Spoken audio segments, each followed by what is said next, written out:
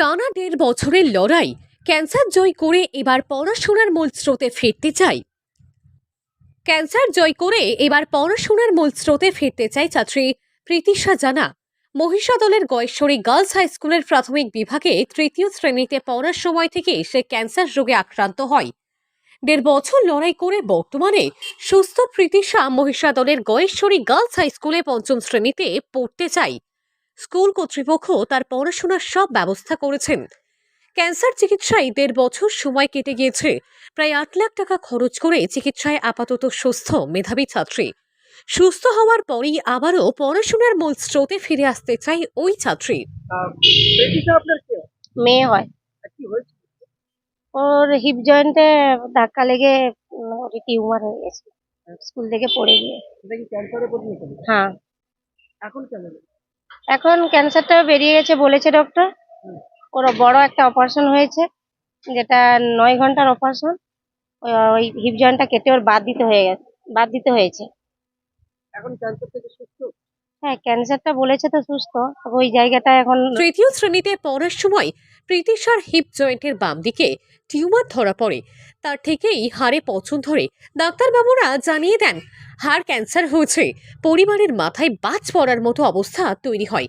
Cancer থাকা অবস্থায় ৩য় অতিক্রম করে ৪র্থ শ্রেণীতে প্রবেশ করে। ছাত্রীর ক্যান্সার রোগ মুক্তির জন্য সহযোগিতার হাত বাড়িয়ে দিলেন ছাত্রীটির স্কুলের শিক্ষক শিক্ষিকা, সহপাঠী, অভিভাবক থেকে বেশ কিছু শুভানুধ্যায়ী। মা গৃহবধূ, বাবা কিঙ্কর জানা পেশায় রঙের মিস্ত্রি। বাবার উপার্জনে কোনো রকমের সংসার চলে।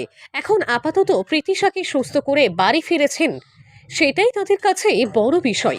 মেয়ের ইচ্ছে আবার স্কুলে যাবে, সেই ইচ্ছাকে এগিয়ে নিয়ে যেতে প্রীতিশার মা বাবা।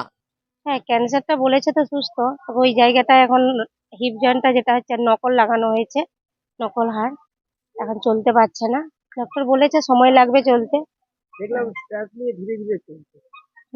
ওটা ধরেই এখন চলবে। এখন কেমো দিয়েছে, ওকে ১৭টা কেমো দিয়েছে।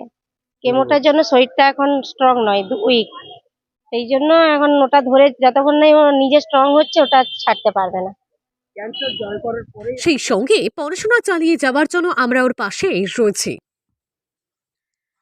ক্যান্সার জয়ী ছোট্ট প্রীতিশার স্বপ্ন পড়াশোনা করে বড় হয়ে ডাক্তার হওয়া। আগামী দিনে তার সেই স্বপ্ন পূরণের অপেক্ষায় অনেকেই রয়েছেন। সহপাঠীরাও প্রীতিশাকে আবার তাদের সঙ্গে পাওয়ার খুশিতে মেতে উঠেছে।